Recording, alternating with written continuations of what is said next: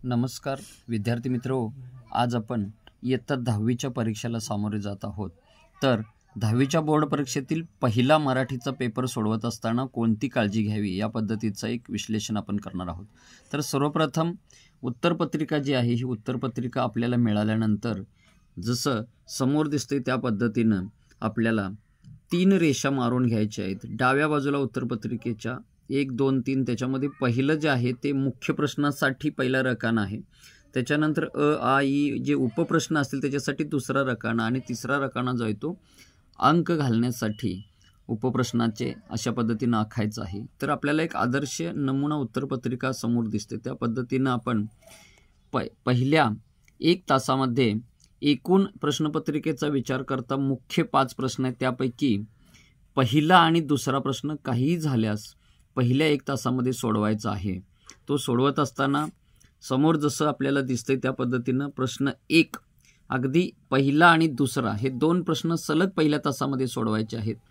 त्यामध्ये पहिला अ जो आहे हा कंपल्सरी सोडवून झाल्यानंतर त्याच पानावरती त्या अ मधले 1 2 आणि 3 हे सलग सोडवून घ्यायचे आहेत आणि ते सोडवून झाल्यानंतर त्या पानावरती जागा शिल्लक राहिल्यास तिथेच प्रश्न पहिल्यातला आ घ्यायचा आहे, नसेल तर मग नवीन पानावरती सलग मात्र प्रश्न पहिल्यातला आ घ्यायचा आहे। त्याच्यामध्ये असणारे सर्व उपप्रश्न अगदी व्यवस्थितपणे समोर दिसते त्या पद्धतीने आदर्श उत्तरपत्रिका जी दाखवल्या त्या नमुन्याच्या धर्तीवरती हा प्रश्न पहिल्यातला आ सोडवून घ्यायचा आहे।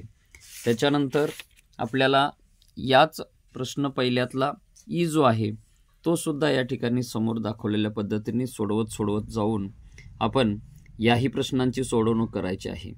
त्याच्यानंतर दुसरा प्रश्न जो आहे हा पहिल्या अर्ध्या तासामध्ये पहिला प्रश्न हा संपवण्याचा प्रामाणिकपणे प्रयत्न करा। दुसरा प्रश्न सलग घ्यायचा, दुसऱ्यामध्ये सुद्धा अ आ इ जे आहेत हे उपप्रश्न सलग सोडवत जाऊन आपण पहिला आणि दुसरा प्रश्न पहिल्या 1 तासामध्ये सोडवाल ही या ठिकाणी अभिलाषा इच्छा व्यक्त करतो।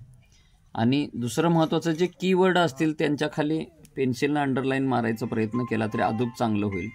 त्याच्यानंतर दुसरा प्रश्नाची सोडवणूक झाली ही पहिल्या 1 तासामध्ये दुसरा प्रश्न घेतला, त्याच्यानंतर जो तिसरा प्रश्न आहे हा तिसरा प्रश्नाला सुरुवात करायची आहे आणि तिसरा प्रश्न जो आहे दुसऱ्या तासामध्ये तिसरा प्रश्न सुरू करायचा आहे आणि तिसऱ्या प्रश्नामध्ये प्रामुख्याने तिसरा आणि चौथा हा दुसऱ्या तासामध्ये शांततेमध्ये सर्व प्रश्न सोडवून घ्या। तिसरा प्रश्न जो आहे तो सोडवून झाल्यानंतर व्याकरणचा चौथा प्रश्न आहे तो अगदी शांततेमध्ये व्यवस्थितपणे व्याकरणचा प्रश्न तुम्ही सोडवा आणि शेवटचा जो या ठिकाणी जो 5वा प्रश्न आहे ज्याच्यामध्ये लेखन विभाग समावेश केलेला आहे, मग त्यामध्ये सुद्धा जेवढे प्रश्न सांगितलेले असतील मग त्यामध्ये 5वा अ मध्ये 2च प्रश्न सांगितले तर त्याच्यामध्ये तुम्हाला सोपे वाटणारे कोणतेही 2 प्रश्न पत्रलेखनाचे तुम्ही सोडवू शकता। त्याच्यामध्ये व्यवस्थित अगदी मायना दिनांक विषय जे काही मजकूर व्यवस्थित लिहायचा तो सगळा मुद्देसूदपणे तुम्ही सोडवू शकता।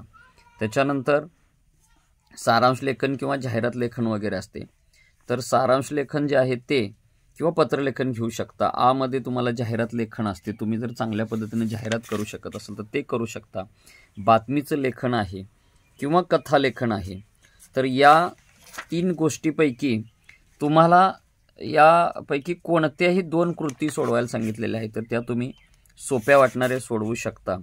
आणि याच्यातला जो तिसरा घटक आहे तो ई आहे, याच्यामध्ये एक दिलेल्या विषयापैकी तुम्हाला एखादा निबंध किंवा प्रसंग लिहायचा असतो किंवा आत्मकथन असतं, मग तुम्हाला जे योग्य वाटेल किंवा एखादा वैचारिक निबंध असतो, तर याच्यापैकी कोणताही एक जो आहे हा विषय तुम्ही निवडू शकता आणि पर्यायाने तुम्ही या ठिकाणी 8 गुण आहेत अशा पद्धतीनं या मराठीची प्रश्नपत्रिका शांततेमध्ये सोडवा। तुम्हाला हा पेपर खूप सोपा निश्चितपणे जाणार आहे आणि शाळेमध्ये समाविष्ट केलेले तोंडीचे मार्क आणि लेखीचे मार्क या दोन्हीचा विचार करता तुम्ही मराठीमध्ये अतिशय चांगल्या गुणांनी आणि स्कोरिंग वाढवण्यासाठी हा विषय तुम्हाला नक्की मदत करेल ही आपल्या सर्वांना या ठिकाणी खात्री देतो आणि तुम्हाला ही 10वीची बोर्डची परीक्षा अतिशय चांगल्या पद्धतीनं सोपी जाईल आणि या परीक्षेमध्ये तुम्ही वर्षभर केलेले कष्ट तुम्हाला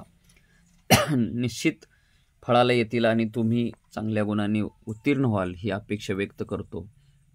आणि तुम्हा सर्वांना या परीक्षेसाठी शुभेच्छा देतो आणि थांबतो. धन्यवाद.